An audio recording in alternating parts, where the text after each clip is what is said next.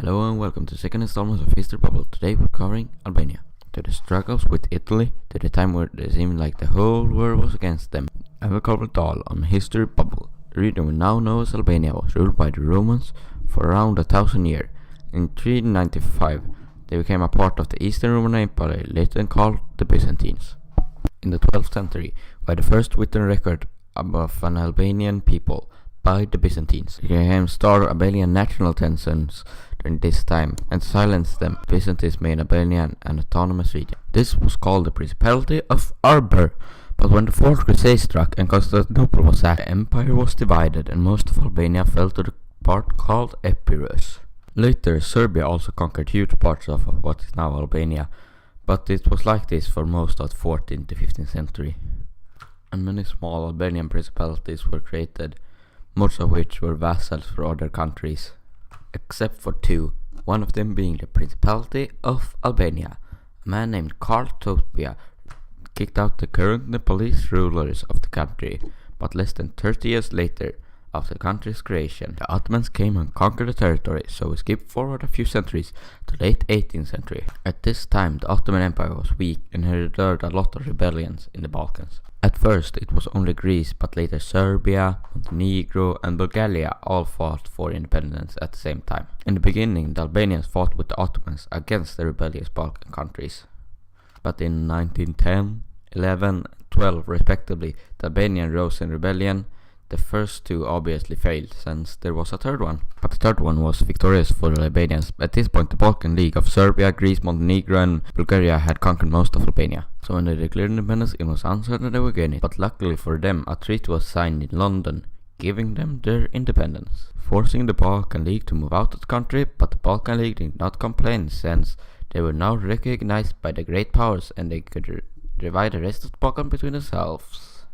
And Albania had also gotten half of the territory they claimed, mainly the regions of Kosovo and Western Macedonian Republic, were given to the Balkan League, but they could not complain either, since half was better than nothing. The great power had assigned a man named Wilhelm Friedrich Heinrich.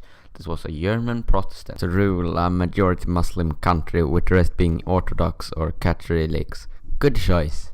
The majority Greek part of the southern part of the country also decided to declare independence as Northern Epirus, but after a bit of fighting, the rebels were stopped, giving them some autonomy. The First World War was also up and running at this point. Their leaders grew, some of them even breaking out in rebellion. William lost control of power, and hope was also a big factor to him leaving the country and went to exile, leaving a man named Esad Pasha in power. He at least was an Albanian. He had previously been Wilhelm's right-hand man, but he was bribed into rebellion and imprisoned by Wilhelm. When he came back, allied with Serbia and took over the country without much resistance. The tension also grew bigger between Albania and an autonomous region of Northern Epirus. So Greece crossed the border and Northern Epirus united with them, and they conquered a city named Vlor.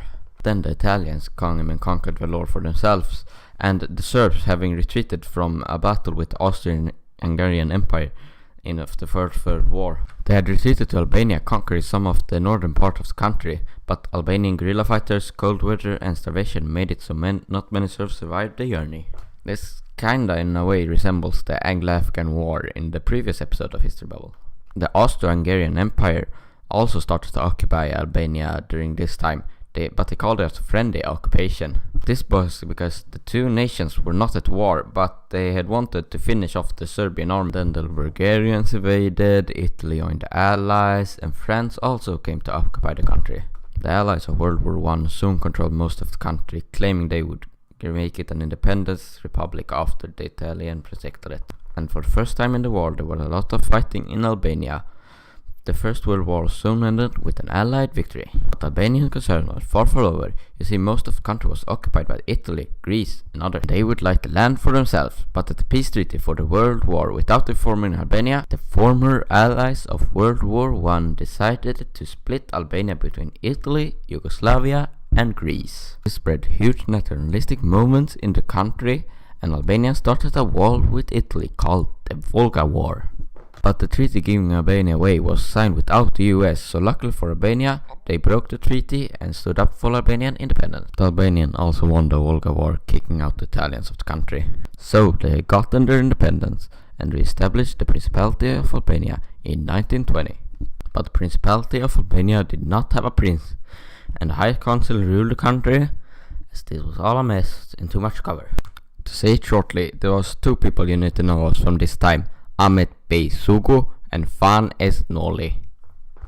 They were the two most powerful ministers in the Albanian government in the early 20s.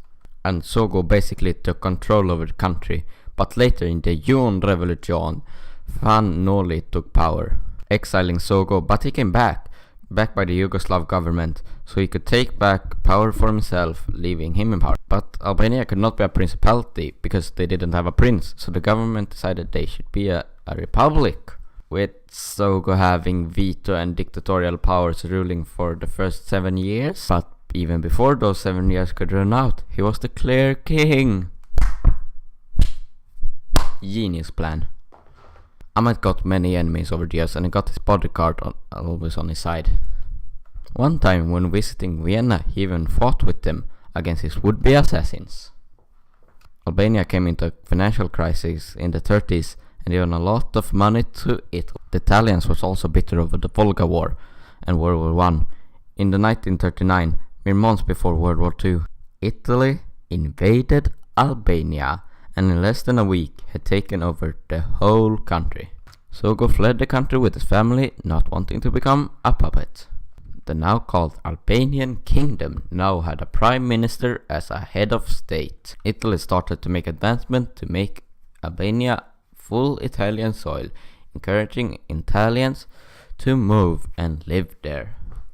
World War II was soon started and Italy used Albania as a base of operation for their Balkan campaign, which was a Nazi victory, leading to the Balkan coming under their hands. They also expanded the Albanian borders to include Kosovo and Western Macedonia. After the Italian surrender of World War II, most of the Balkans were occupied by Nazi Germany, including Albania. After the Nazis came, they were not popular and resistance groups formed to fight them. And in 1943 they drove them out of Albania, and this also included Kosovo. They also helped drive out the Nazis from Montenegro and Herzegovina. After having driven out the Nazis, the Soviets came to occupy the country, and the rest of the Allies told Albania to allow Soviet occupation. And after this, the Soviets moved quickly to make Albania Stalinist, disposing of the previous elites and anti-Stalinists of the country. And so, the People's Socialist Republic of Albania was founded, and Enver Hoxha became the main leader of Albania during this time. He eliminated around 10,000 people during his reign, a lot of which were political enemies. So the Sino-Soviet split happened after Stalin's death. Albania took the side of China. This might not have been a bad decision, but for one thing, they were the only one in the whole communist world, except for China, of course. So they closed off almost all relation they previously had with the rest of the Stalinist states, including Russia. At least they got financial aid from China, but that also ended with the death of the Chinese leader. And when Albania started to question the way China handled their country, so they could no longer give Albania support. But at least in the 60s they got a huge financial boost, maybe because of the Chinese support. So it might not have been all bad, but when China now cut off the relations with Albania, they not have a single ally in the whole world. After Hoxha's death, a man named Ramiz Allah now ruled the country, and 5 years later the country became a constitutional republic. So they opened up their borders and tried to make new allies, since they had none. They mainly sought allies in the West and tried to get into NATO, which they did many years later in 2009. In the mid-90s, the country briefly fell into anarchy, but with foreign aid, the country soon stabilized.